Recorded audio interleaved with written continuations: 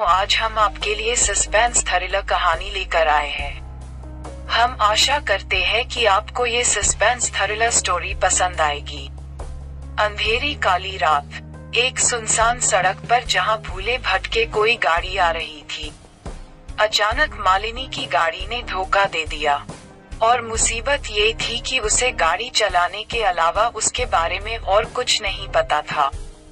अब उस महसूस हो रहा था कि उसे रात के वक्त सफर नहीं करना चाहिए था।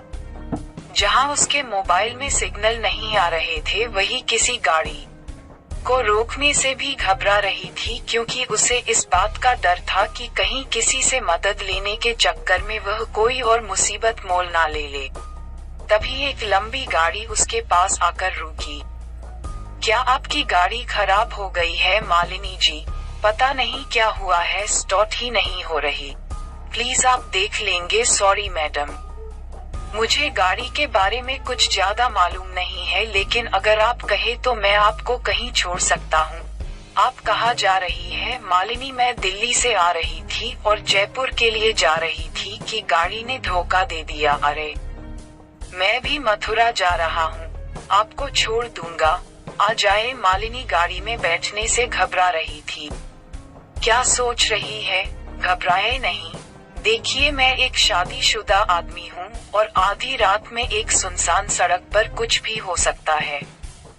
प्लीज आ जाए। मालिनी के सामने और कोई चारा भी नहीं था, इसलिए वह गाड़ी में बैठ गई। मेरा नाम विशाल है, मेरा कपड़ों का शोरूम है और मैं अपनी बीवी को लेने मथुरा जा रहा था। असल में बच्चे छुट्टियों में नानी के घर गए हुए थे। अब उनका जी भर गया है, इसलिए बुलावा आया है कि लेने आ जाओ। मालिनी, मेरा नाम मालिनी है और मैं एक फैशन डिजाइनर हूँ। एक फैशन शो के लिए जयपुर जाना था। मैंने सोचा कि अभी निकलूंगी तो सुबह होने से पहले पहुँच जाऊंगी, जिससे मुझे तैयारी के लिए अच्छा समय मिल जाएगा। लेकिन विशाल, आपको इतनी रात को नहीं निकालना चाहिए था। वैसे भी यह रोड सही नहीं है। इस रोड पर पिछले कुछ दिनों में कई लोगों की हत्या हुई है, आपने तो सुना ही होगा। मालिनी विशाल की बात सुनकर घबरा गई। यह बात बताते हुए विशाल की हल्की सी मुस्कुराहट ने उसे डरा दिया था। गाड़ी का एसी ऑन था, फिर भी मालिनी को पसीने आ रहे थे। विशाल, मैंने सुना है कि वह कातिल लोगों का गला घोंटकर उन्हें मार देता है। आज तक पुलिस को कोई सबूत नहीं मिला। मालिनी, प्लीज आप ऐसी बात नहीं करें, मुझे डर लग रहा है। विशाल हंसने लगा। आप जैसी बहादुर लड़की रात में अकेले सफर कर रही है, उसे कैसा डर? मालिनी, देखिए, यह मेरी मजबूरी है। यह मेरा पहला प्रोजेक्ट है, इसलिए मैं पहले से तैयार रहना चाहती थी। विशाल अब फ्लर्ट करने लगा था। आप भी कहा फैशन डिजाइनिंग में पड़ गई। आप जैसी सुंदर लड़की को तो मॉडल होना चाहिए। सारे शो हाउसफुल हो जाएंगे। मालिनी विशाल के बदलते मिजाज को देखकर थोड़ा सतर्क होने लगी। उसने अपने बैग में से पानी की बोतल निकाली और पानी पीने लगी। विशाल, प्यास तो मुझे भी लगी है, क्या आप मेरी प्यास बुझा देंगी? मालिनी, क्या मतलब है आपका? विशाल, मेरा मतलब है कि मुझे भी प्यास लगी है। प्लीज अपनी बोतल दे दीजिए। मालिनी, आपकी अपनी बोतल भी तो रखी है, उससे पी लीजिए। विशाल, उसमें वो बात कहा को आपकी बोतल में है। मालिनी, देखिए, मेरे साथ ऐसी बातें नहीं कीजिए, नहीं तो मैं गाड़ी से उतर जाऊंगी। विशाल, अरे आप तो बुरा मान गई, मैं तो मजाक कर रहा था। विशाल ने मालिनी से बोतल ली और पानी पीने लगा। मालिनी को उसका यह व्यवहार अजीब लग रहा था। तभी मालिनी ने देखा कि उसके मोबाइल में सिग्नल आ गए हैं और वह फोन करने लगी। मालिनी, हेलो मम्मी, मैं अभी रास्ते में ही हूँ। मेरी गाड़ी खराब हो गई थी, इसलिए मैंने किसी से लिफ्ट ले ली है। नहीं मम्मी, घबराने की कोई बात नहीं है, मैं ठीक हूँ। मैं जयपुर पहुंचकर तुम्हें फोन करूंगी। मम्मी से बात करके मालिनी की हिम्मत बढ़ गई थी। अब वह भी खुलकर विशाल से बात करने लगी। मालिनी, आपने तो मेरा सारा पानी खत्म कर दिया। अगर कोई ढाबा या रेस्टोरेंट दिखे तो रोक देना, पानी की बोतल ले लेंगे। विशाल, आपने ये को ड्रेस पहन रखी है, बहुत सुंदर है, क्या आपने ही डिजाइन की है? ये बोलते हुए विशाल मालिनी की मिनी ड्रेस को ऊपर से नीचे देख रहा था। उसका इस तरह देखना मालिनी को अच्छा नहीं लगा।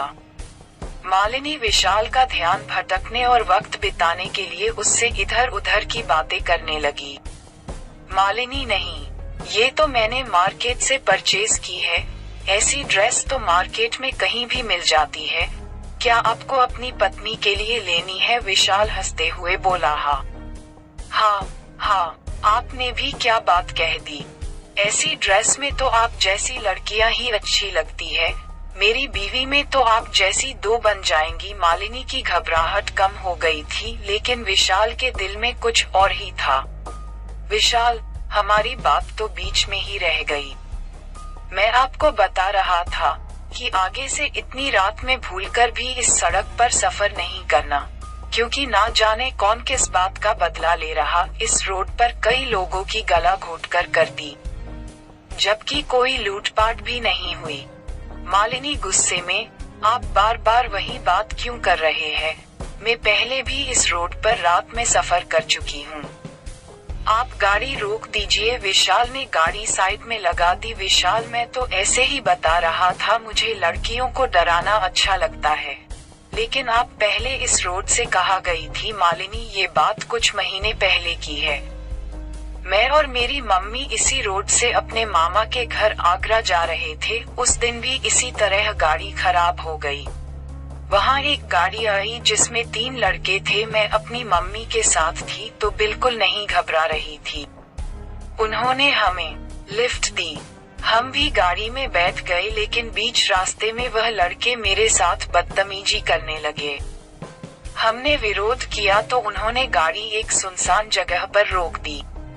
मेरी माँ ने उन्हें रोकने की बहुत कोशिश की। विशाल बीच में बोल पड़ा। ओ, तो अब आप मुझे डराने की कोशिश कर रही है, लेकिन ये चाल मुझ पर नहीं चलने वाली। मालिनी, यह कोई मजाक नहीं है।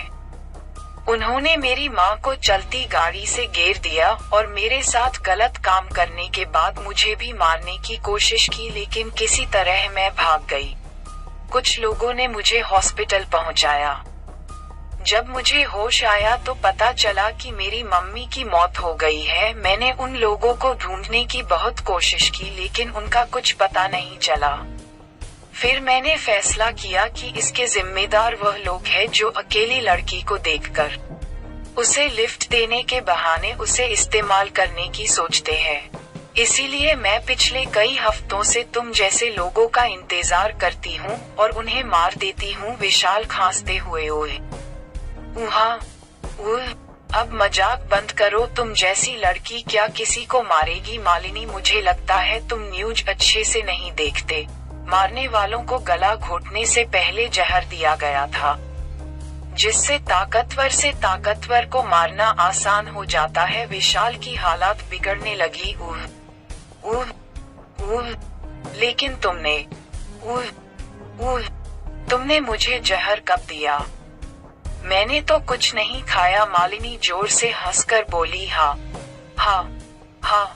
मैंने बोला था ना, अपनी बोतल से पानी पी लो, लेकिन फ्लर्ट करने के चक्कर में तुमने मेरी बात नहीं मानी। विशाल, मेरी हालत बिगड़ ही रही है, प्लीज मुझे बचा को। मैं ऐसा आदमी नहीं हूँ मालिनी, मैं ऐसा आदमी नहीं हूँ। बस अकेली लड़की देखी और हो गए शुरू। क्या तुमने एक बार गाड़ी से उतर कर देखा कि मेरी गाड़ी खराब भी है कि नहीं? तुम्हें तो बस मुझे अपनी गाड़ी में बिठाने की जल्दी थी। क्या तुमने ये देखा कि मैं एक शो के लिए जा रही हूँ और मेरे पास एक छोटे से बैग के अलावा कुछ नहीं था? क्या तुमने मदद करने से पहले एक बार मेरे घर वालों से बात करने में बारे में सोचा?